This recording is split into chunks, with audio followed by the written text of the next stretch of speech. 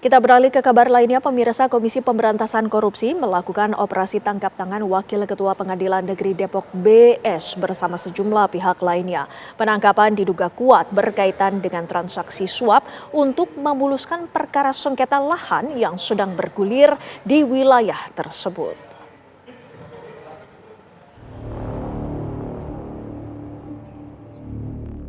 Komisi Pemberantasan Korupsi melakukan OTT karena adanya proses transaksi atau delivery uang dari pihak swasta kepada aparat penegak hukum di lingkungan Pengadilan Negeri Depok. Dikonfirmasi mengenai motif transaksi ini, PLT Deputi Penindakan dan Eksekusi KPK Asep Guntur Rahayu membenarkan secara tersirat bahwa transaksi haram itu terkait dengan pengurusan sengketa lahan di Depok, Jawa Barat. Diduga pihak swasta yang merasa dirugikan dalam sengketa ini memberikan sejumlah uang kepada Wakil Ketua PN Depok BS. Meski demikian, KPK belum merinci secara jelas kasus tersebut. Nanti kita lihat ya, ada delivery ya, apakah nanti itu bentuknya penyuapan atau pemerasan. Nah, tapi yang jelas ada sejumlah uang yang berpindah dari pihak swasta kepada pihak aparat penegak hukum ya, APH di sini ya, seperti itu. Jadi, tapi ini sedang kita dalami, nanti rekan-rekan sekalian mohon sabar, mungkin besok informasi yang lebih lengkap dari saat ini akan kami sampaikan. Kira-kira seperti itu, wilayahnya di wilayah masuk di Depok ya. Komisi Pemberantasan Korupsi saat ini tengah mendalami kasus ini. Dari Depok, Jawa Barat dan Jakarta, Meli Kasna, Haikal Vandea, TV One mengabarkan.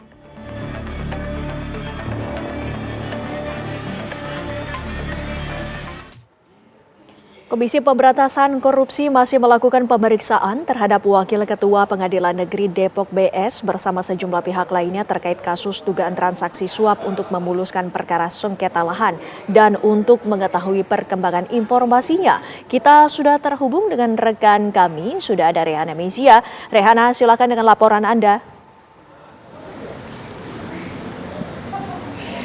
Ya baik, selamat malam pemirsa. Komisi Pemberantasan Korupsi memang diketahui ini melakukan OTT terhadap hakim yang ada di Pengadilan Depok, Jawa Barat. Adapun memang ini juga terkait dengan kasus pengurusan perkara perdata sengketa lahan yang tengah bergulir di lingkungan Pengadilan Negeri Depok. Penyidik dari KPK juga hingga saat ini masih terus melakukan penyidikan dan juga pemeriksaan pemirsa. Dan kami juga tadi sempat mendapatkan informasi dari Wakil Ketua KPK sendiri yang juga membenarkan adanya jika pihaknya sendiri memang diketahui melakukan operasi tangkap tangan dan juga menyebutkan jika kasus ini adalah terkait dengan dugaan suap. Adapun dari Deputi Penindakan juga mengungkapkan menemukan adanya perpindahan uang dari yang sebelumnya ini dipegang oleh pihak swasta kemudian juga digulirkan kepada pihak penegak hukum. Dan kami juga masih terus mengupdate informasi pemirsa dan juga menunggu dari pihak KPK karena hingga saat ini masih terus mendalami apakah sebetulnya ini juga merupakan suap ataukah ini merupakan bentuk pemerasan terkait dengan sengketa lahan tersebut. KPK juga mengamankan sedikitnya pemirsa ada 7 orang dalam kasus ini, 3 diantaranya merupakan dari penegak hukum dan juga 4 diantaranya merupakan dari pihak swasta. Adapun 3 nama yang memang sudah beredar luas saat ini di media diantaranya adalah satu pihak yang terjaring dalam OTT seperti yang pertama Ketua Pengadilan Negeri Depok Iwayan Eka Mariarta, kemudian juga ada Wakil Ketua Pengadilan Negeri Depok Bambang Setiawan. Dari informasi awal yang beredar juga pemirsa diketahui bahwasannya ada 4 OTT yang terjaring pemirsa, diantaranya adalah seperti dari pihak swasta, di mana ini juga salah satunya adalah PT Karapa Dikdaya yang juga turut diamankan beserta dengan direkturnya. Adapun kalau dilihat sedikit, sebetulnya PT Karapa Dikdaya ini merupakan sebuah badan usaha dari Kementerian Keuangan yang berfokus pada pengelolaan aset. Tentunya pemirsa sampai saat ini pihak dari KPK juga masih terus melakukan pemeriksaan dan juga pendalaman terkait dengan kasus ini dan juga sebelum nantinya akan merinci bagaimana sebetulnya hasilnya dan juga akan diungkapkan kepada publik lewat konversi pers. Rencananya ini akan dilakukan di malam hari ini sekitar pukul 10 malam waktu Indonesia Barat. Dan juga memang hingga saat ini pihak KPK sendiri sudah menyita sejumlah barang bukti, diantaranya adalah seperti sejumlah uang pemirsa, namun pihaknya juga masih belum bisa merinci sebetulnya gelar perkaranya ini seperti apa, kemudian juga belum bisa mengungkap uang itu akan ditujukan kepada siapa dan diterima juga kepada siapa. Artinya pemirsa, dari rangkaian kasus tersebut KPK ini memiliki 1 kali 24 jam untuk menentukan status hukum para pihak yang memang ditangkap sesuai dengan KUHP. Hingga saat ini juga status hukum resmi misalnya adalah tersangka ini belum juga diumumkan oleh pihak KPK karena diketahui penyidik juga masih terus melakukan pemeriksaan dan juga pendalaman perkara. Demikian informasi sementara, saya kembalikan kepada Anda di studio Windy.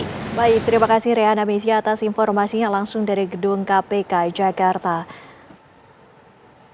Pemirsa, terkait pemeriksaan oleh Komisi Pemberantasan Korupsi terhadap Wakil Ketua Pengadilan Negeri Depok BS bersama sejumlah pihak lainnya, kita akan berbincang dengan pakar hukum pidana sudah hadir bersama kami, Profesor Hipnu Nugroho yang sudah tersambung. Assalamualaikum, Prof. Selamat malam. Waalaikumsalam Mbak Windy, selamat malam.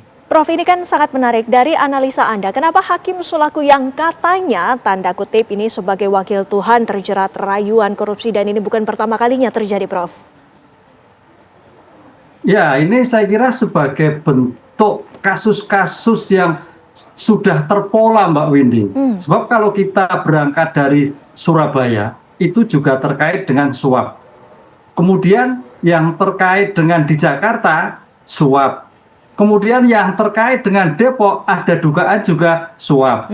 Ini suatu bentuk akuntabilitas yang minim sekali. Jadi kasihan Ketua Mahkamah Agung Republik Indonesia, yang kalau kita mendengar, kita baca, selalu mengundangkan, selalu memberikan wejangan untuk bertindak yang betul-betul integritas. Apalagi gajinya sudah naik 280%. Mau kurang apa? Disitulah kalau kita lihat korupsi itu adalah serakah. Nah, konsep serakah itu menyangkut orang, gitu Mbak. Ya, itu seperti yang tadi Anda sebutkan, Prof. Sudah ada upaya untuk menaikkan gaji hakim sebagai langkah pencegahan terhadap korupsi, tapi tetap saja upaya ini terupanya tidak mencegah terjadinya praktik korupsi, khususnya di hakim, Prof. Iya, betul. Jadi upaya itu banyak sekali. Kalau kita lihat upaya Mahkamah Agung, kemudian untuk mencegah, itu kalau kita lihat dalam suatu perspektif real, Mbak, kebetulan saya penelitian tentang pencegahan tindak pidana korupsi, itu kalau kita lihat kantor pengadilan, itu sebetulnya sudah tanda petik itu pencegahannya luar biasa. Mau ketemu aja nggak bisa, mau masuk aja nggak bisa. Nah, ini yang saya kira suatu luar biasa dalam pencegahan. Belum lagi Bawas, belum lagi masyarakat, belum lagi KJ. Nah, dalam hal ini tampaknya dalam kasus-kasus suap itu adalah menyangkut pribadi yang memang sudah wataknya sudah sulit untuk disembuhkan. Jadi kalau memang seperti itu ya, kalau kita lihat Ketua Mahkamah Agung sekarang harus tegas. Karena kemarin kan menyatakan Rp1.000 pun sebagai bentuk gratifikasi pecat. Nah, pertanyaannya kita tunggu dari pernyataan Ketua Mahkamah Agung ini. Ya, ini yang kan saya kira suatu bentuk yang sangat kita sayangkan. Karena apa? Sebagai wakil Tuhan loh Mbak, dalam setiap tindakan menyebut Tuhan. Ini kan suatu luar biasa. Iya. Ya, ini juga menjadi sangat keprihatinan tersendiri. Lantas sesungguhnya bagaimana solusinya, Prof? Bagaimana membenahi lembaga peradilan dari praktek korupsi, Prof? Ya, memang kita dalam suatu pemberantasan korupsi itu agak menjadi anomali, Mbak. Sekarang kalau kita lihat dalam suatu pencegahan kasus yang di Madiun. Di Madiun itu kalau kita lihat daftar pencegahan monitoring korupsi persepsi, itu nilainya paling tinggi. Artinya di sana itu daerah yang paling punya integritas. Tingkat penyelidikan lebih tinggi. Tapi pertanyaannya, kenapa dikatakan OTT? Wali kotanya lagi. Lah, ini kan suatu anomali. Jadi dari konsep pencegahan yang ada di sekarang oleh setiap lini departemen, saya kira perlu dievaluasi kembali yang terkait dengan bebas korupsi, zona integritas, itu tampaknya hanya berbasis pada formal, belum pada masuk material. Demikian juga pengadilan. Kalau kita lihat tadi sampaikan, saya sering kadang-kadang diminta sebagai ahli, kadang-kadang saya riset terhadap pengadilan. Itu suatu luar biasa. Mahkamah Agung untuk menjadikan pencegahan luar biasa. Tapi ternyata prakteknya ada orang. Berarti kan ini akuntabilitas orang yang bersangkutan. Oleh karena itu kalau seperti ini, Mahkamah Agung harus betul-betul melihat subjek-subjek hukum yang mana yang asesmennya itu betul-betul bersih, yang asesmennya betul-betul integritas. Karena integritas itu antara ucapan dan tindakan sama. Lah ini pertanyaannya ucapan dan tindakan berbeda. Ini kalau kita lihat ketua loh Mbak, ketua PN wakil itu kan tokoh yang harus menjadikan keteladanan anggota. Nah ini kan nggak ketemu kalau seperti itu. Iya, baik. Ya tentunya kita harapkan ke depannya tidak ada lagi siapapun, baik itu pejabat maupun hakim yang terlibat dari kasus korupsi. Terima kasih Prof. Ibnu Nugroho waktunya bersama kami di Kabar Utama. Selamat malam, sehat selalu Prof.